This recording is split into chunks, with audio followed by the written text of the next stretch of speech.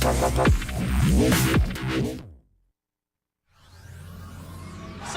ball. Lakewood are doing it. They're going to take. He's going to bring down Bernie. Alone with a double kill. Dropping fast. Bonavoy's there. He's still alive. Wait, second slide. He's going one side. He's going a second. He's taking it. They're overtime on three. They're all dead.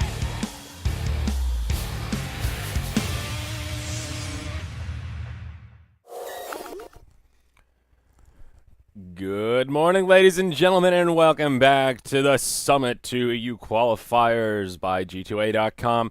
We've got another set of best of threes coming up today from the beginning of the bracket. This is the opening round where elimination is on the line at single elim, and only the top two teams will make it into the main event. Today we've got Hellraisers versus Team Coast to get things kicked off. I'm Zyori. I will be joined by Blaze. He's in the lobby slot, but he seems to be running a little bit late here. He's not responding to my hails. Blaze, where are you, sir? I need you. Oh, boy. Let's get right into this draft. It's going by quickly. These teams know what they want, and they're going to get it. So we've seen Hellraisers a fair bit throughout Starladder EU this season. And Team Coast, we know about them, but they've not been in Starladder, and I haven't had the privilege of casting them all that much. I'm excited to see what they have in store. I'm going to poke Blaze. One more time. Make sure he's A-OK. Radiant team. All right. So, Team Coast, wow, they're sticking with the purple color scheme here. They'll go Faceless Void Mirana as their opener. So, one team that is still running the Void quite a bit. And they'll grab their Enigma for the jungle, and there's your Shadow Priest Dazzle for their fourth pick. So, a very, what I would say is kind of a greedy draft out of the gate here from Team Coast. And I guess this means it needs to be a core Mirana, most likely an off-lane Faceless Void. Mirana headed down to that safe lane farming. Dazzle supporting the Mirana, and you've got Enigma working that jungle. So they'll need their mid hero. Always the option for a mid Dazzle as well. He can play core. Are you not getting my call? I think we're having a communications issue here. So sorry, we'll get Blaze on here. Radiant oh, he's ready. Yeah, we're having some tech issues here. Dire team pick.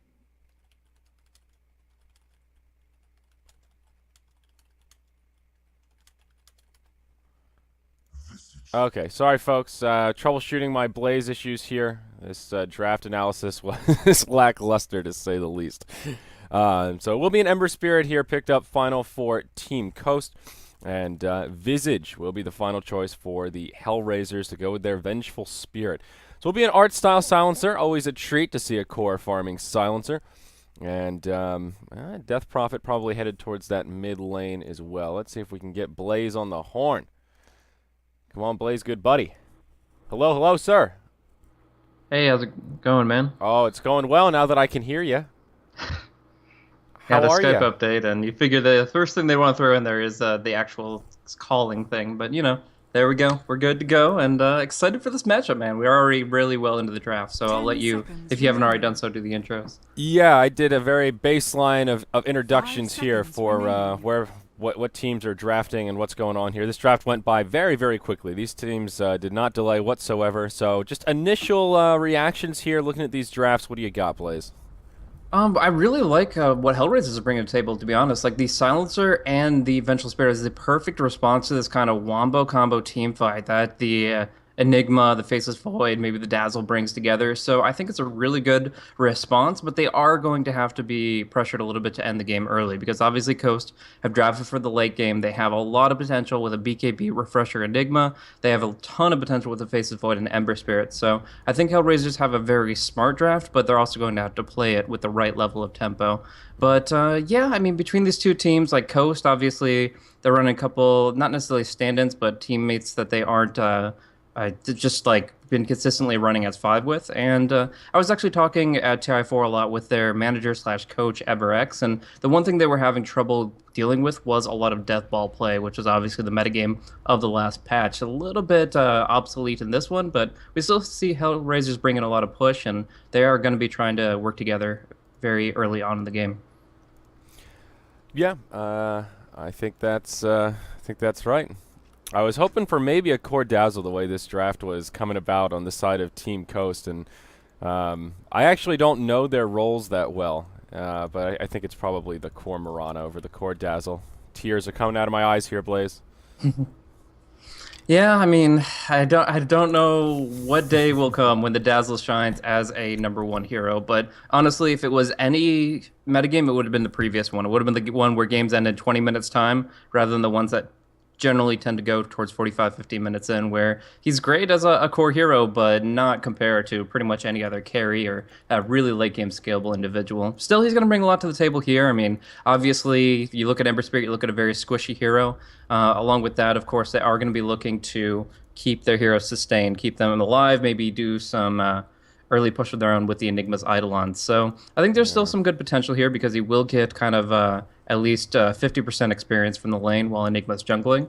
The big issue I see, though, is that there are two big silences on the field. The one from Death Prophet and, of course, the one from the Silencer, the Global. So in that case, if he's obviously not going to have a BKB for almost all of this game, if at all.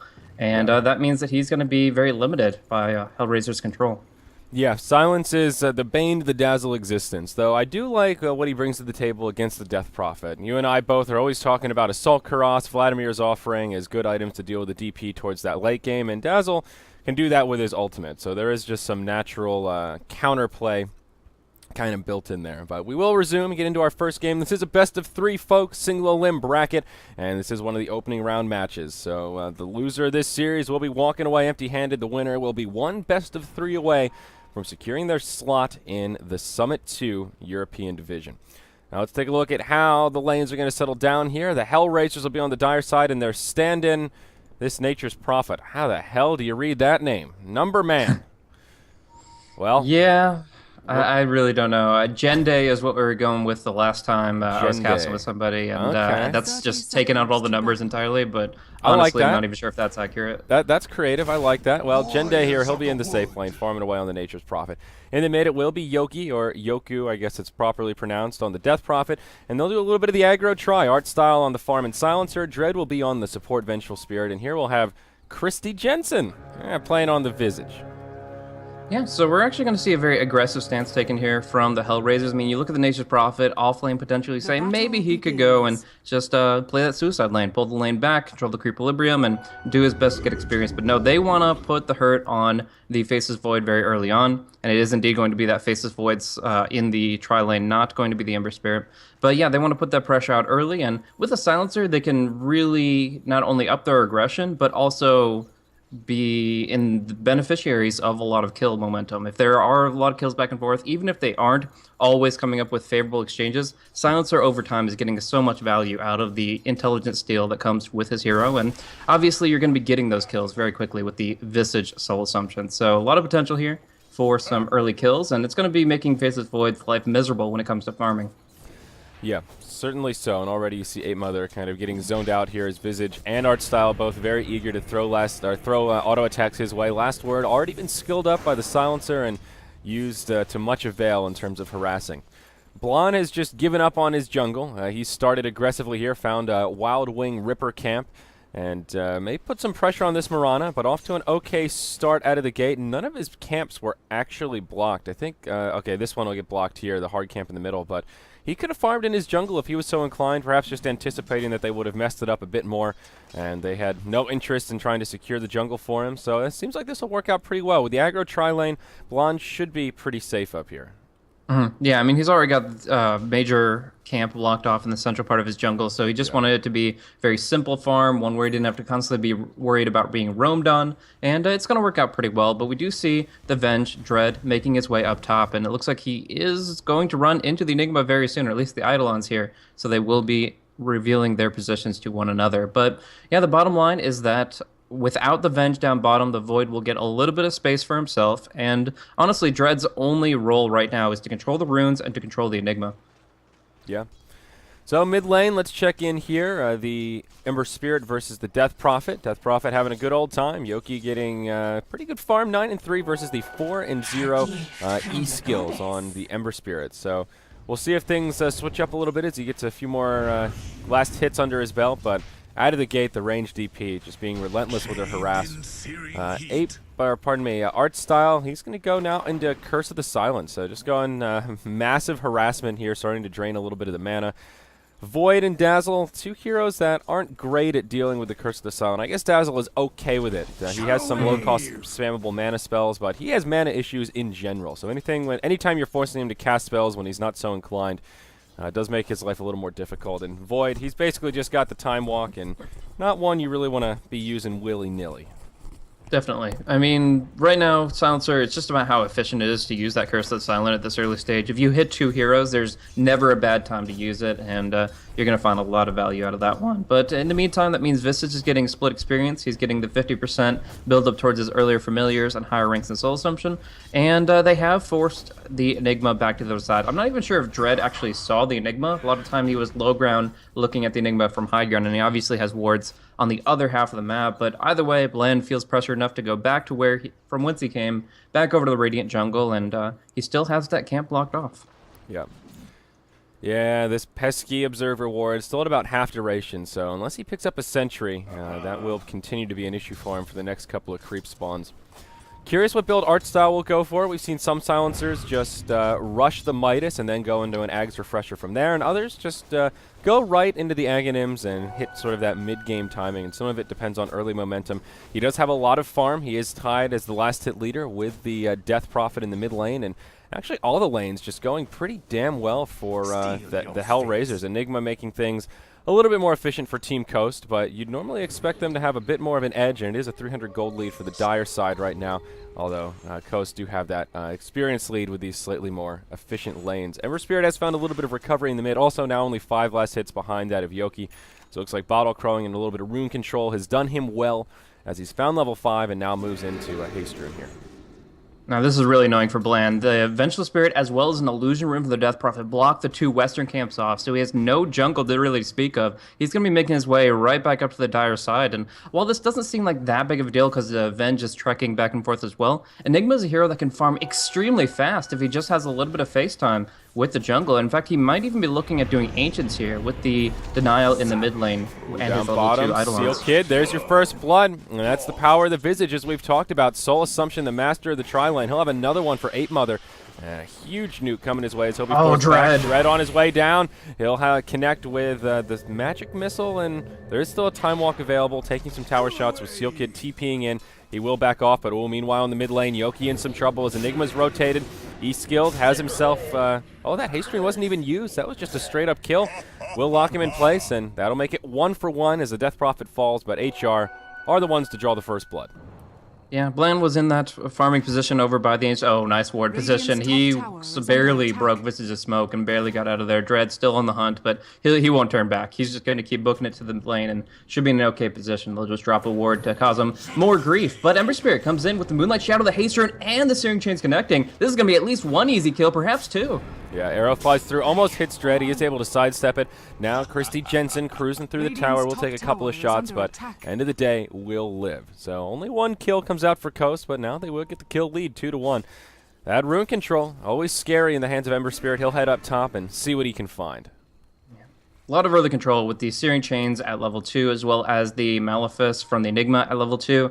When they collaborate, they're always going to be finding at least 1 kill. There's not great escapes on the side of Hellraisers, to be honest. Like, the Death Prophet is a little bit quick with her Witchcraft, and when she gets tier 2 boots, and the Grave Chill can be alright, but you're not going to get a teleport off in front of a Malefice, and other than that, they just have no real maneuverability. So HR have to play it smart. If they just overstep a tiny little bit, Coast can punish it with the lineup they have. Yeah, certainly so. Silencer soon to be level 6. Maybe after this creep wave. Does have an early point booster to go with his power treads. So Art Style will just be rushing an Aghanim Scepter, looking to buff up that global silence and get a lot more damage out for the team. Always a good idea, I think. His farm still very solid, especially compared to that of the Void. For the safe lane farmer, he is only 11 last hits to his name. Brown Boots, Poor Man's Shield. This is certainly not what 8 Mother was hoping to get out of his safe lane farm. Dazzle is halfway through level 4, though, going for the Shadow Wave at least. Level 2 or level 4, we've seen some of that 2-1-2 kind of build come out of the Dazzle, also the 1-1-2, or the 1-2-2, rather. But at least he's found some experience. One of those very level-dependent supports. They also have a nice observer ward here. They see Dread's movements. We're not going to see any more of those cheeky initiations through the tree line here. Ape Mother will see that coming in and will fall back. And while he hasn't really found much as far as farm goes, he's still approaching level 6 quite well. And you can kind of parallel that with what you expect from a offlane Faceless Void, where he's just looking for experience. He gets that, and he's good to go for a couple of team fights. But in the meantime, Ember Spirit's doing really well for himself with a DD rune. He'll be right-clicking down on the mid-tier 1 a little bit. They're looking to trade that out, and obviously, eSkills has been farming up quite substantially with the kills under his belt, as well as the CS. He's actually second place. Yeah. Oh, Solin, though. Never mind. No. Oh, he did. He'll find him in the trees. How did he find vision for that? That was the Sprout gave him clear vision of it. It was actually really close, but he was within radius, and yeah, he got the last couple of auto attacks. I thought the TP would come soon enough, but projectiles swift enough that they will get the deny on the mid tower as well. So Hellraisers take a kill on top, take a tier 1 tower down bottom, and deny the mid lane. Pretty much wins all around for them. Yep, absolutely. So Nature's Prophet, he finds a solo kill. He'll now be level 8 and 1,600 gold up on him. We'll see if he goes into a Midas or just straight into a Maelstrom. Plenty of options for him. And yeah, like you mentioned, tower down bottom got finished off, but Dread, he's going to walk right into the danger zone. Moonlight Shadow's been deployed. Ape Mother is not level 6. Enigma does have a black hole. You don't really want to use it on just a Vengeful Spirit, but they won't need it. Ape Mother will be able to chop him down. 2-1-2, 2 points in the time lock will have more than enough. Meanwhile, in the top lane, E-Skills. He finds a solo kill on the Nature's Prophet as he rotates up. Yeah, so he's got 3 points in that sled of Searing Chains now, so whenever he slides and connects with that, it's going to be bad news bears for whoever's on the receiving end of it. It also is worth noting that Nature's Prophet has gone for a very low durability build. He's gone for Phase Boots, Bassy Ring, and he's working towards a Hand of Midas, which is interesting enough to see as a second item, but the fact that none of these items give him HP makes him pretty easy pickings against the Ember Spirit. Yeah, this build is like the polar opposite, the ugly cousin of the triple null tally blade mail power tread build, which is all about durability. So completely different take, but this is kind of that classic Nature's Prophet build that we saw a lot in the last patch and patches prior, and will allow him to farm very well towards that late game. Just looking at the raw last hits, Hellraisers have really started to pull ahead. They've got the top 3 farmers by a huge margin. DP may have been killed out once, but she has 71 last hits compared to the 37 of the Ember Spirit. And speak of the devil up top, they'll find the silencer. Searing Chains into arrow will be enough to find an easy kill there. But global silence. Oh no, that's just last word. They'll go in onto E-Skills. The teleport in from the... Oh, wow. Black hole on 3. The follow-up damage is there. Dread's going to go down. Christy Jensen will fall, and in come the Searing Chains. It's a 3-0 turnaround after the first kill on the silencer. What a black hole from Blonde to make it happen. Walking it in, man. 350 MS, going in for a triple black hole. It was the perfect pseudo bait from Ember Spirit. Like, obviously, he didn't want to be in a dangerous position in the first place, but it worked out so much in their favor as they just clumped up all around. They walked in for that black hole, and Bland just makes it happen. On to 3. Beautiful play, and they follow it up. And E-Skills even gets to go TP home and Remnant back in for full HP. So they push on this tower, they force Fortify, which of course will refresh, and they might be able to even force off Yoku on the mid. He does get the Exorcism out, but immediately they start TPing, and I think they're going to be able to keep this tower safe. Though Nature's Prophet has another story to tell. He comes in with those big right clicks from his item progression, and it looks like the tower will fall to the DP. Almost gets denied, but the Ghosts will secure the last hit. So still a tower for tower exchange, but 8-2. The point I was going to make before that is, yeah, look at all this farm that HR have. They're about 3,000 gold in the lead, but following that fight, Team Coast have leveled out the gold advantage and taken a pretty solid experience edge for themselves. Ember Spirit might not be farming last hits, but he is farming heroes. 5-0-0. E-Skills is now level 11 to boot, highest in the game by 2. And this is when Ember Spirit starts to get that snowball rolling and can get pretty damn scary. 11 minutes with Phase Boots, Drum, and a Poor Man's Shield. He has a lot of solo kill potential on these squishy heroes. Most definitely, but they are going to be having to just outplay their opponents to really gain these advantages because there are 2 Hands of Midas coming out for Hellraisers. One on the Nature's Prophet, TVing back to the base to pick that up now, and Yoki on the Death Prophet has already picked one up for himself. 2 heroes that you don't always see them on. Actually, bottom lane going to be a Chronosphere on Art Style. That should be a pretty easy kill with the arrow following through. Yep, arrow will connect, and now just a few more right clicks from Ape Mother. Actually, Solon will snipe it. Says, you know what, I want this one. I'll use my maxed out Starstorm to secure it. Courier getting hunted down by the Venge, but won't be able to pick off the Pudgeling for a little bit of bonus gold. And has some smoked up familiars alongside of him. Dread, they're looking for a solo kill, and they may find it onto Blonde. He's in a very forward position here. Familiars fly through. Dread looking for the magic missile, connects with the Scream, and the Nature's Prophet will be able to TP in to help things out. Visage Familiar stuns will stop Blonde dead in his tracks, and they'll find this kill after one more auto attack from the Nature's Dire's Prophet. bottom tower is Very under close attack. call, but it is a bit of space created, as we do see down bottom we're going to have a bunch of good right clickers onto the tier 1 on the bottom lane, and they're going to be putting a lot of damage into this while ultis are still on CD. Death Prophet's coming down, and in 10 seconds time she'll be able to pop that exorcism, but at least for the moment it will be some damage, some rotations forced, and even the fortification. So as far as item progression goes, looking at these two Hands of Midas, these are the two heroes that honestly I could live without them having Hands of Midas right now. Actually, Visage getting picked off, E-skills. He made his TP, and I thought he was just going to go to farm, but Visage handed him a little extra treat on top. Yeah, E-skills continuing to find a lot of momentum around the map, and as you pointed out sort of earlier on in the draft, is that there's a lot of there isn't a lot of getaway for the Hellraisers. So basically, if you're caught in the searing chains, there's what do you do? Maybe Visage has some familiars and connect with a stun to create some space and secure a TP, but aside from that, it's slim pickings for these heroes in terms of their escape vehicles. One good thing coming their way, though, is Silencer and his item progression. He is 600 gold off his Aghanim Scepter, and that's always the big item pickup on this hero. Yeah, I think that's pretty valuable, but I would almost like to see him go for even more. Like I was talking about, the Death Prophet Hand of Midas, if that was on the Silencer instead, I think they would have the same amount of overall tempo, but he could go for not only the Ags, but the Refresher on top long term, maybe even a Force Staff in there to dodge Chronos, to get out of the Searing Chain, stuff like that. So honestly, I think that the Silencer's farm right now is a little bit more valuable than Yoki's, but he will still be building up after the Midas towards that Yules, and as you mentioned, they do need some escape. So we'll see what he is able to actually turn the gold into, but art style going down here means he won't be able to pick up his Zags as quickly as he wants to, and on top of that, Coast just buy themselves a little bit of extra time. Yep. It's a tough world for a Silencer in this game, and Coast have done a good job staying very active. They don't have that much of a lead, though. Only 1,000 gold, 2,000 experience, and a lot of that is because of the Hands of Midas, and also that HR just spending a lot more time farming. While Coast are roaming around finding kills, HR are farming up a storm. Yoki just barely sidesteps an arrow in the mid lane, and almost felt like it was just happenstance that he happened to step forward as that arrow was flying over the tree line. But end result is the same. He manages to juke it, and now he will complete his Yule's Scepter. So to go with those power treads, Yoki now has a reset tool, and will be a little bit harder to bring down. Also finds his level 11, so now Exorcism, of course, that much more potent. Now, they go for a smoke here, but they do miss art style with the smoke. It's only going to be Christy Jensen as well as Yoki moving around with the familiars, looking for a easy pick. E-skills might be available for the pick off, but no, they're just going to go straight for the Roche. Now, this means art style will have to stay outside, as he did not get the smoke, and they want to make it subtle. So yeah, they'll just go in with the Wave of Terror across and the Nature's Prophet TP in. So nice overall 5-man Roche. That is just with a couple bystanders to make sure there's no invade. So they get the Aegis on the Death Prophet, but I really feel they have to do a lot with this Roche cycle. They have to go in, they have 8,100 net worth on this Death Prophet. She's got the Aegis, and in 100 seconds time, she should be pushing tier 2s, because otherwise we're going to be seeing not only the Mask of Madness and the Battle Fury be picked up for the cores of Coast, but they'll be moving in towards BKBs, which will actually put them in a position to defend. Yeah, certainly so.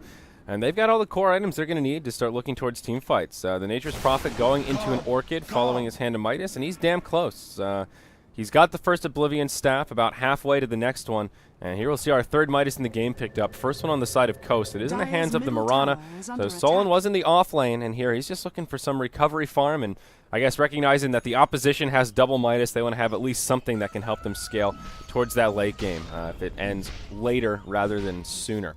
Aghanims will now be picked up on the Silencer, and there is also a mech out on the Enigma. So even though HR are kind of in team fighting shape with some of these new pickups, Blonde does have an advantage for his team in that mechanism where HR are still lacking.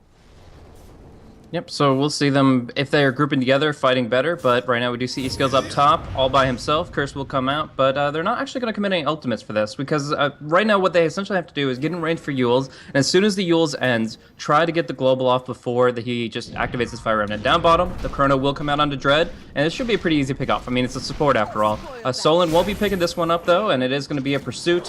Finally, he will get him with the Starstorm, so yeah, that commit a little bit of resources, so up top we're going to see some pressure come onto the Enigma, but whether or not they can actually get him is a different story entirely. The Sprout comes through, the TP response is here, Mechanism comes out a little late, but in the end, he's able to drop down to the last word. Yeah. So, Silencer gets the kill, but now in comes the Ember Spirit, and he'll do a fair bit of damage before he scoots out to safety. A lot of damage coming out on the Dire side, and this is where having a Mechanism would really help him out. They could just heal up, top themselves off, and they don't even have an urn, so just a general lack of sustainability all around. The Glyph will come out on the Radiant side. They'll still bring down the tower. Meanwhile, on the bottom, Seal Kid and 8 Mother, they'll go hard on this Tier 1, but HR will TP at least one to the Tier 2. Visage in a position to make a defense, and just one more TP, and they should be able to repel this quite easily. Maybe just the force of the Visage will be enough, as yeah, they won't press their luck. Ends up being a tower for tower exchange, and HR will be okay with that.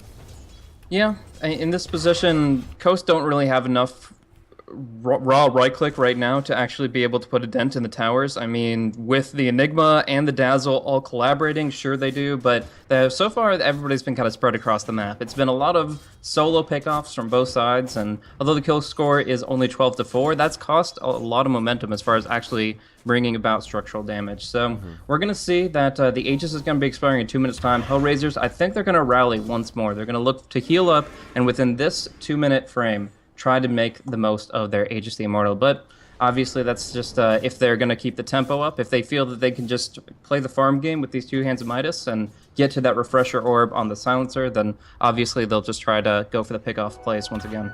Yeah, now it's important to note that Ember Spirit also will have a farming tool very soon. His Battle Fury is completed, so he has it now, and not quite a Hand of Midas, but in the context of him, really ups his farming potential, and that will help Coast scale towards this late game. The Ember Spirit had that really solid start, and he's number 2 on net worth overall. That will probably change a bit as the Nature's Prophet continues to find farm and maybe some solo pickoffs now that he'll have his Orchid just about complete, has the recipe, and just needs that one last quarterstaff before he has that first core item completed. But meanwhile in the bottom lane, Team Coast, they'll try to pressure this tower once more. There is a Dire Glyph available. It'll get used right away. Fishing Arrow to make sure there's nobody hiding in the tree line.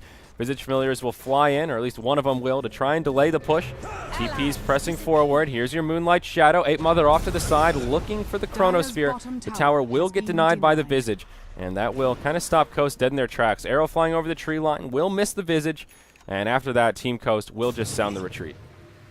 Yeah, no point in going under Yoki there, as he does have the Aegis, and they're not willing to fight him for a second life. But I don't know about that push. Like, obviously, like I said, if they rally their forces, they can bring down towers. But in that position, they had no vision of the Dire side as far as observer wards for Coast, and they definitely don't have the 5-man advantage. If you go 5v5, even with the Mechanism, you're still going to be crushed by the Global Silence and by the Death Prophet with her Aegis. So honestly, they didn't feel confident there. I'm glad that they didn't feed any lives away. They played it very defensively. As soon as they saw TPs, they went back, they Moonlight Shadowed, etc. But in the end, the tower gets denied. They're no better off across the map other than making it a little bit more difficult for Hellraisers to keep going for Roche plays. And in the end, Hellraisers are moving forward. They're getting an Orchid on the Nature's Prophet. They've got almost the Oblivion staff up on Artstyle, and yeah, they're going to be in a great position to start putting pressure out with this level 11 Visage.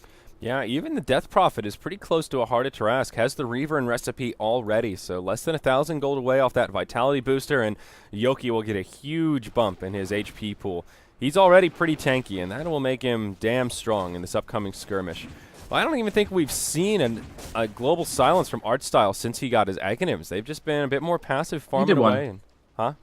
He did exactly one, but it didn't really. It was more of a zoning ultimate, is kind of forcing everybody away from when they picked off the Enigma and took the tier 1 up top. Oh, yeah, you're right. Yeah, so, but they've been pretty quiet overall, just happy to use their farming tools to their advantage. Now, Mirana is putting her Hand of Midas to good use and starting to come online a little bit, has now picked up a Yasha to go with their Power Treads and Aquila.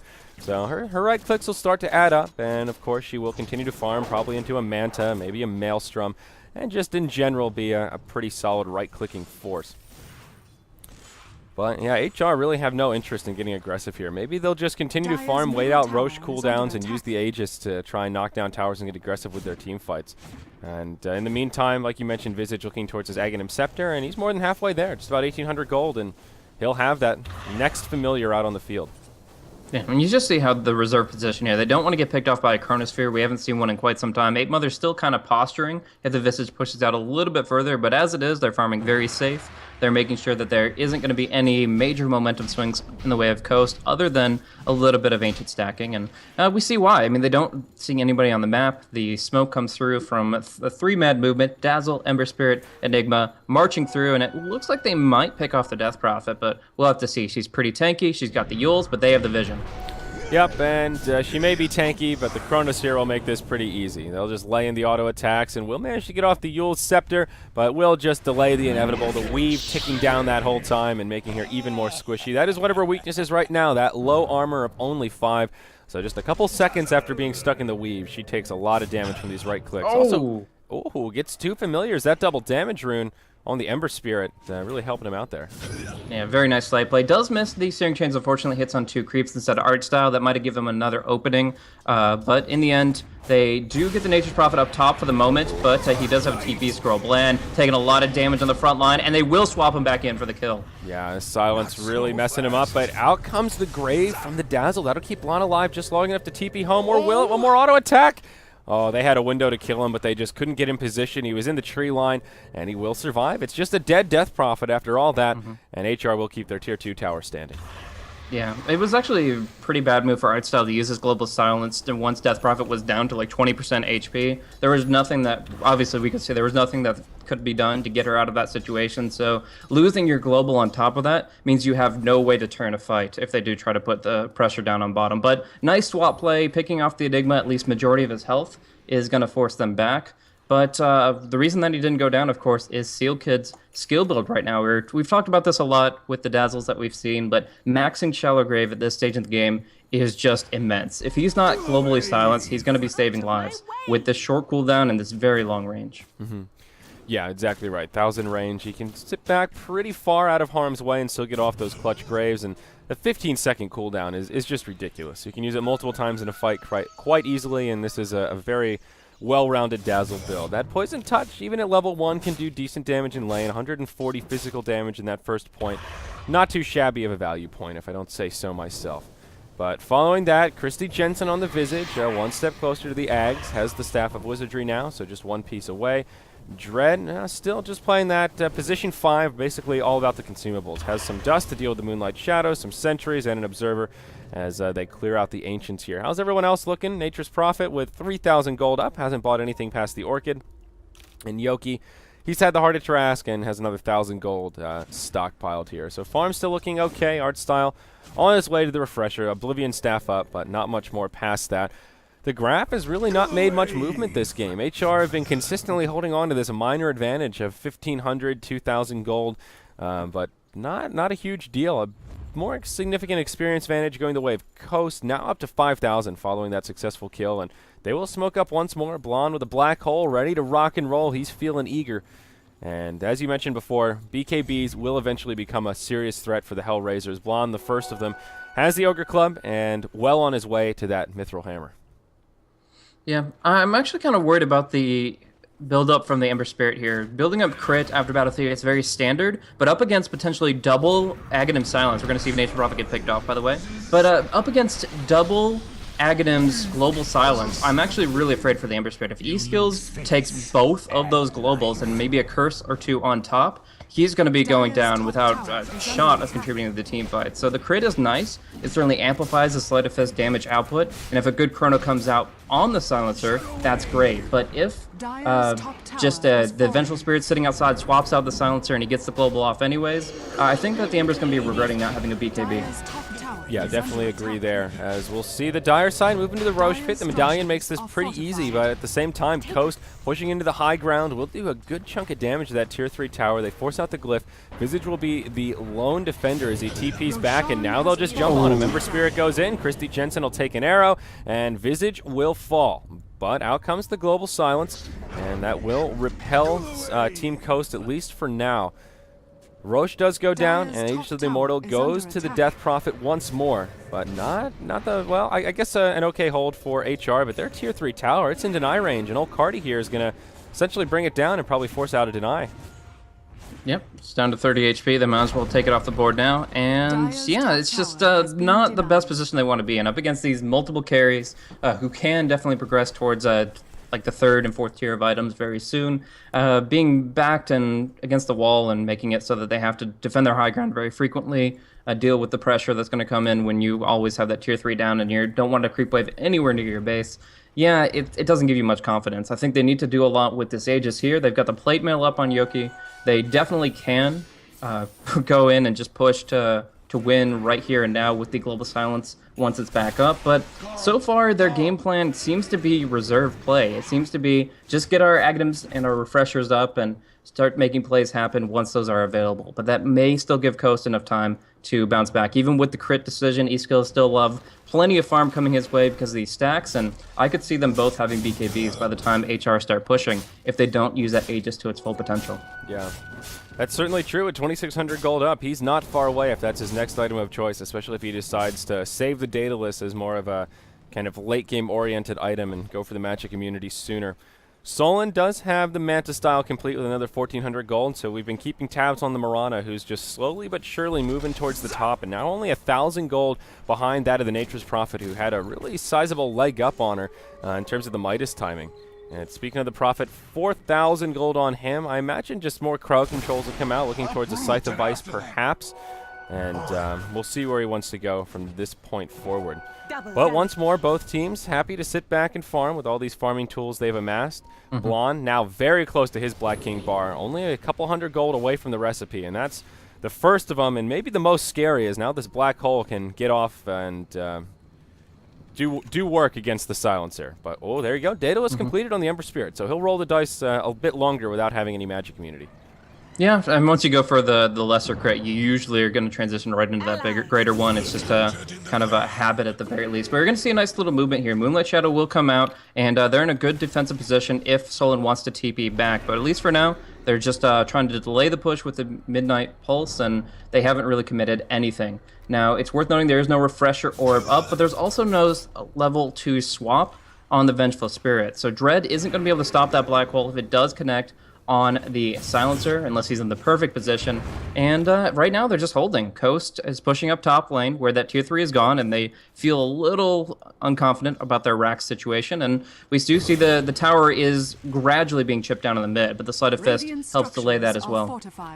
And now the glyph comes out. Hellraisers need to make a decision here. They'll start to back out, but up top, Solon is laying into their barracks, their ranged barracks in particular.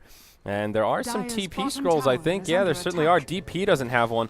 But actually, a lot of them are lacking TP scrolls here. This is a bit concerning, as Solon does sizable damage, and with the Manta Illusions, there's a chance he'll be able to just finish off this ranged barracks right here. Wow, that really shouldn't happen. If he had Manted sooner, it actually would be the death of the range racks. It will survive here with 56 HP, but even still, that HP doesn't come back. So one quick movement, one creep wave, and that thing's gone. And Familiars are going to get picked up a little bit on the back end, too. Sleight of Fist coming out. E-Skills needs to hit one more, but it looks like they'll only bring one of the 3 birds down. Either way, right now, there's just the fact that Mirana can go for that kind of a play, where she Moonlight Shadows her allies to make them go for the safe plays defending, while still going for the push. It just kind of shows their wherewithal across the map, that they will move forward. They know that the disadvantage of the lack of tier 3 from Hellraisers is a button they can push time and time again to force their retreat and really just limit their tempo control. So Yoki will pick up his next item, but it really, HR are going to have to test the theory of how late game these heroes can go. The Nature's Prophet, the Death Prophet, and the Silencer, because right now they are not getting any opportunities to control the enemy map. They only have 1 ward in enemy territory, and it's not the best as far as actually getting full control of the map. I don't know. I think in this position, they are taking this to the 45-minute mark just by their kind of stance in the game right now. Yeah, and now the Coast has just been steadily grabbing a lead. The past few exchanges have gone in their favor. They've now got 3,000 gold and about 10,000 experience going their way. And Death Prophet was #1 by a huge margin on the net worth, and now only about 1,300 ahead of the likes of this Ember Spirit here. So E-Skills, he's looking damn good. 1,700 gold again, as we were talking about. He'll have this BKB before too long if that's the item he wants to go for next. Solon up top will Moonlight Shadow forward, wants to finish off these ranged barracks, and will be a little intimidated by the presence of Art Style, and will get forced back here. and leaps into the tree line. Will be able to TP out, it looks like. Yep, Sprout not going to give him the clear vision he Radiant's needs. middle tower has been I'm really denied. surprised he didn't use his Manta style there, just to send the illusions in and maybe Yeah, get me a too. chance. It's only 54 HP. The backdoor protection was down. I really thought he would at least commit 1 or 2 auto attacks in, but down bottom, 8 Mother might get orchided here. He's gonna have to TP quick, but no, it's just too much damage coming forth. They have the Yules to interrupt now, and yeah, he should be going down. The Soul Burn taking effect, the Soul Assumption following through, and that's a nice pick off that makes Coast very uneasy towards a potential Roche respawn, towards defending their subsequent tier 2s. It's just not a great time for a Void to be picked off, and especially with that refresher orb coming out now. They'll find Dread in the mid lane. He'll get caught in the Searing Chains. Just a small pick off. Monster kill streak for E-Skills secured. And puts him one step closer to a potential BKB. He did do a sizable amount of damage to that tier 2 tower in the mid. Gets it down to about 160 HP. Still a ways until Roche will be coming back up. But yeah, I think the refresher on Silencer is the really scary one here. And we've talked about this timing window a whole lot. The double silence before the mass amount of BKBs, and it's still just the Enigma that has one. And maybe this is the make it or break it for Hellraisers. If they could take one good team fight here and breach high ground, that would be pretty damn good. But there's still a lot of buyback potential on both sides of the coin. So that's one of the issues with the refresher Silencer is it's very cooldown reliant. And they'll basically have to take 2 team fights to secure a win, as there are a lot of buybacks to chew through.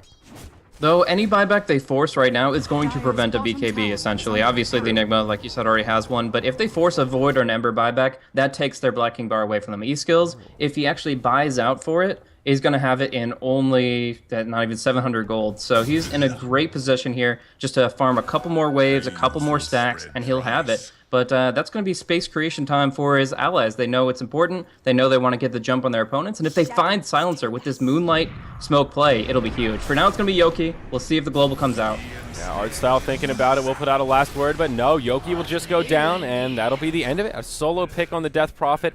No big cooldowns used on the Dire side, and now they'll probably lose their tier 2 tower mid to follow up. So Coast once more getting a good trade, and that pick off alone is 1,300 net worth in the favor of Team Coast, and now that tower adding a lot more to the graph. 4,300 gold up on the Ember Spirit, and we'll see where they go, if they try for the high ground or if they take this a little bit more passive. Now, Death Prophet does have a buyback available, so they could just kind of feign the pressure and try to force the buyback before making the escape. Yep, so we're going to Looks see like Manta that's Style what they'll picked up on Void as well as Mirana. A great answer against the Global Silence. Other than the BKB, it's actually only really good against one Global, because the second one will still have all the effects of the Cursed Silent and such. So it's kind of annoying, but Here's Global number 1, and nothing really comes out of it. Sure, they get repelled, but I don't know. yeah. I just don't know, Blaze. They're just trying to buy time for the Death Prophet right now, and it is actually a pretty costly cooldown, but all the same, as long as they have one global in the next fight, it's enough to make Coast uneasy. But they'll just go retreat. They've got nothing but victories here since that pick off on the Death Prophet. The Chrono will be cooling down, and the BKB is up to the Ember. I think this is the time where Coast are completely in control of the game. Most people look at the kill score and say, it's 17-5. They've got the carries. They've been in control. But there were a lot of risks coming into this game with Ember not having a BKB to this point. But now that that's alleviated, I really feel confident in their potential to take this one away. Yeah. Yeah, even though that silence did allow them to hold their melee barracks, the range were destined to fall anyhow, so not really a big loss there. And they didn't have to buy back on the Death Prophet. They didn't have to use their glyph, and I think that's one of those plays where both teams will look at it as a victory. HR says, okay, good, they didn't break our melee barracks, and Team Coast go, oh, great, now we only have one global silence to deal with in this next team fight. So both teams will be able to stomach that one, it seems. But third Roche has respawned. Hellraisers will move into the pit, and once more they will secure it for themselves. But there's a fight breaking out near their base. Artstyle will TP back to try and keep the barracks safe. Meanwhile, in the jungle, Nature's Prophet gets isolated by E-Skills, and he'll get finished off. Roshan goes down. It's Aegis of the Immortal in the inventory of the Death Prophet. 8 Mother! Once more, but down bottom, Dread. Yeah, he'll get caught. The Chrono catches Christy Jansen as well off to the side. Such a huge Chrono. Oh, man. Now things And up looking top. rough for the Hellraisers. Double damage here for the Void to pick up, unless Yoki can snag it. No, maybe it'll just Didn't get even have denied. to BKB. Dire's top barracks are under attack. Like, God. E-Skills has the BKB up against the double buyback here. They can escape easily, and they just got so many huge pickoffs. This is Coast just absolutely running over Hellraisers. Yes, they still have the Aegis and the cheese, but losing 2 buybacks is essentially the same value as those items, and that also stifles their gold.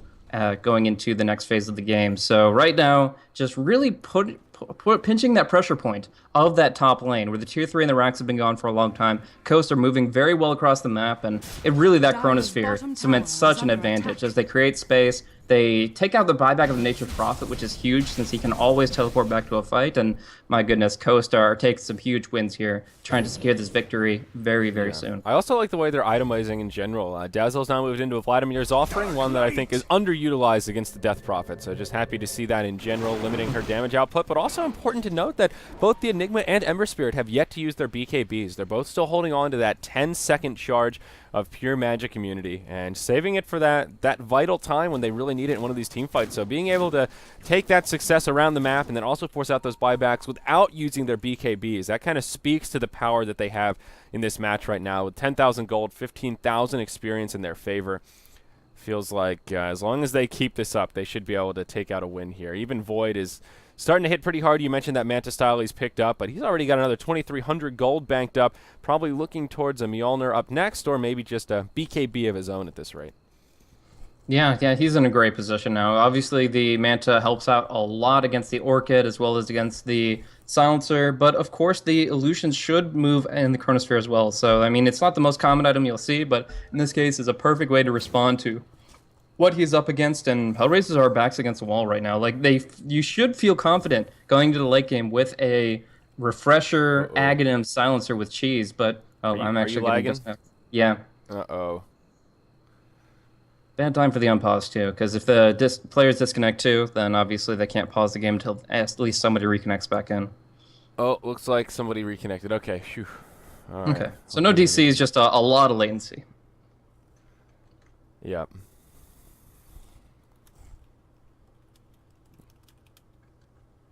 All right. They'll figure it out themselves. I'm the admin here, Blaze. I have all the power. And with great power comes great responsibility. The prize is It's mine. true. Uncle Ben. All right, looks like we're good. So, sweet. It's just a server hiccup, it would seem. So, right back into it. And, yeah, Soul Karas now picked up on the Death Prophet. Always a big item on her. She's pretty damn tanky now. 2,600 HP, 38 armor. And that negative armor aura always coming in handy when you've got those ghosts on the field. They will push forward, though, and it looks like Hellraisers feeling the pressure coming their way, that they're not, maybe not in Hail Mary mode quite yet, but getting towards that stage of the game where they've got Aegis, got Cheese, and it's not going to get much better than this, even though they have two heroes stuck on cooldown.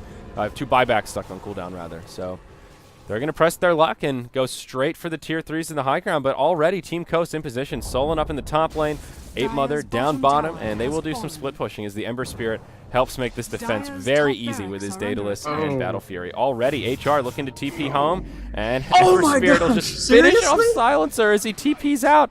Oh. How much damage did he crit for there? I'm checking the combat log. That's just insane. Oh, 972 damage on that right click, even Jende being repelled. That TP in of itself was kind of a GG TP where he's like, okay, well, we're falling back. And with the Aegis, at this stage in the game, if you're falling back, you're losing. But now they pick up some people in retreat. They get the Chronosphere solo kill from Ape Mother on the Visage. They kill off the Silencer via the Ember Spirit's crits, and oh my gosh, this is just from bad to worse for Hellraisers. Yep, absolutely. And now Silencer, he's one that doesn't have a buyback, so he's stuck in the grave for another 35 seconds. The Nature's Prophet almost got picked off at the top lane. Ape Mother had found the solo kill on the Visage, and now they'll get another one on the Vengeful Spirit. Not much the Prophet can do as he gets left alone. 4 dead, and looks like we could be moments from a GG. Blonde will just burn a solo black hole onto Yoki, because, hey, why the hell not? He's the only one alive. I want to use this black hole, damn it. And they will bring down the Aegis of the Immortal. E-Skill's in the position to jump on him. The arrow perfectly timed, flies through, smacks him in the face. Solon will just lay in the right clicks. The Desolator doing some serious work here. They'll find another kill on the Vengeful Spirit. Down goes the Death Prophet, and now the Tier 3 tower is what they'll look towards. Glyph comes out from the Hellraisers, and this is basically their last stand here. Artstyle has respawned, but he's used that first global, has Cheese and the Refresher available, but just look at how much damage E-Skills can do from just a single sleight of fist. Yeah, Silencer certainly knows it to the hard way, unfortunately. I mean, you have cheese, you have refresher, but when you don't get the chance to use it, it's just, it feels so underwhelming. And I think that's a major aspect that's put Hellraisers in this position, is that the global silence timing hasn't been Dire's ideal. I bottom mean, it's tower all is been under okay, attack. but some of it has been not utilized to its maximum potential. And I really feel like Hellraiser's trying to take this game late was already towing a very difficult line. We're going to see the silence come out, Manta Styles pop to respond, and E-Skills will be disarmed, but they're still going to be able to hammer on these rocks. Art Style barely getting the cheese off against Solin's right clicks, but even if he survives, the racks are falling left and right, and this is not something you come back from in this current state of affairs. Yeah, the glyph's already been used, and now all of their big ultimates are basically on cooldown. Death Prophet up in 15 seconds. We'll have an ultimate available when she responds. Hellraiser's hanging into the bitter end here, but it's looking more and more meek as this game continues on. They'll smoke up in their base, and maybe this will be their final push as the Death Prophet comes to respawn. 20,000 gold, 25,000 experience in favor of Coast, and I reckon they're holding on to a pretty penny in those inventories. The Mirana, who was in the off lane and not looking so scary a while ago, yeah, now moving into a completed Butterfly to go with her Desolator and Manta. Yeah, So on the back of that Hand of Midas, he's actually at the top of the level charts alongside the Ember Spirit. Level 22 and 21 for their 3 core heroes. Venge is level 9. Dread has had a really hard game here. Can't even find his level 2 ultimate. Oh. He's 0, 8, and 1. The support, Wow. hard support life. Yeah, level 9 at 41 minutes, though. That really hurts. That just shows how rough of a game he's had for sure. Second Battle Fury has come out on the Ember Spirit, and Enigma has a Blink Dagger now to go with his BKB, and may show it off right here. No Black Hole available, but Moonlight Shadow's been deployed, and 2 Dread, hits, right clicks. well, that's going to be 0 and 9 as he falls once more. Jansen will get caught out, and now the time walk forward from Ape Mother. Doesn't even care about the Visage, knows that he'll get left behind, looking for Yoki. He will get caught inside of the Yule Scepter. Visage gets picked off around the backside. Blonde blinking forward, looking for the Malefice. Instead, he finds Art Style and will get silenced, but Ape Mother comes in. There's the Chronosphere. Art Style will definitely fall, and now they'll look towards the base. No glyph standing. They'll jump in onto Yoki. Black Hole up in about 2 seconds. Blonde just needs to survive, then maybe he can find the opening to use it. Arrow will be off the mark. Out comes the Exorcism. This is the last hold for the Hellraisers.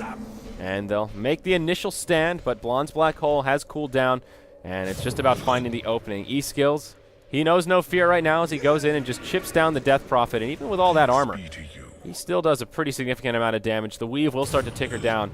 And, oops, caught in the Searing Chains. Follow-up Dire's damage. top Nope, won't be barracks there. are Instead, under Solon attack. just heads up top. Back door protection's been broken, and he's just laying into the melee barracks. Does a hell of a lot of damage with it. Pulls Yoki out of the lane, and they're not equipped to deal with this split push here, Blaze. No, always having the Manta Style available to dispel the Orchid and leap away. Solon can make plays like that continuously. E-Skills will get used up, but they won't even get the chance to follow it up with anything. They'll force staff him away, and they're losing the Rex. They're just getting pushed in from all angles. They don't have just the raw durability to survive against this. I mean, the Venge is a mere mortal walking amongst gods, and this is just absolutely brutal. The late game dominance is real, and Coast are certainly showing what they're capable of with this kind of a lineup at this stage in the game. Yeah, they do still have a ranged barrack standing in the bottom, but hey, not for long. Solon will come in, and he'll desolate him down. It's just this mid lane of barracks, but Chrono on 3. Arrow to follow up. Archstyle will be the first to go down. Dread taking a lot of damage to boot. There's your Black Hole off to the side. Nature's Prophet and Visage caught inside of it, and the GGs are called. After 44 minutes of gameplay, Team Coast will take the first game in this best-of-3 series with a dominant performance, 35-5. Well played across the board, and they just knew how to handle themselves at seemingly every stage of the game. Most definitely. I mean, I gotta kind of peg it on Hellraisers a little bit to the fact that they didn't put any pressure out. They had no wards in the enemy territory. They didn't even really look to push with Aegis into the last 2 minutes of it in most cases. It just kind of felt like they were very confident what they could accomplish in the late game, but we look at Dota, we look at heroes like Faceless Void and Ember Spirit, and even without the support of the Black Hole, they're still going to do a lot of work, and just one good Shallow Grave is enough to put them in a very aggressive position. So I like the idea of the draft, that they went with the Silencer and Venge to target the Enigma and to take him out of the picture, but we saw it. He didn't really need but 1 or 2 good Black Holes, and suddenly the game was completely in Coast's hands. So I gotta admire Solon's play as well, starting off as a support and building his way to the top at 557 GPM. That's actually second across the board, so great play all around, and Team Coast taking a well-deserved game 1. Yeah, definitely. So we'll have a quick break, guys, and we'll be coming back for Game 2 of this Best of 3 series. I'm Zyori, he's Blaze. Thank you for joining us, and stay tuned as more Dota 2 coming your way.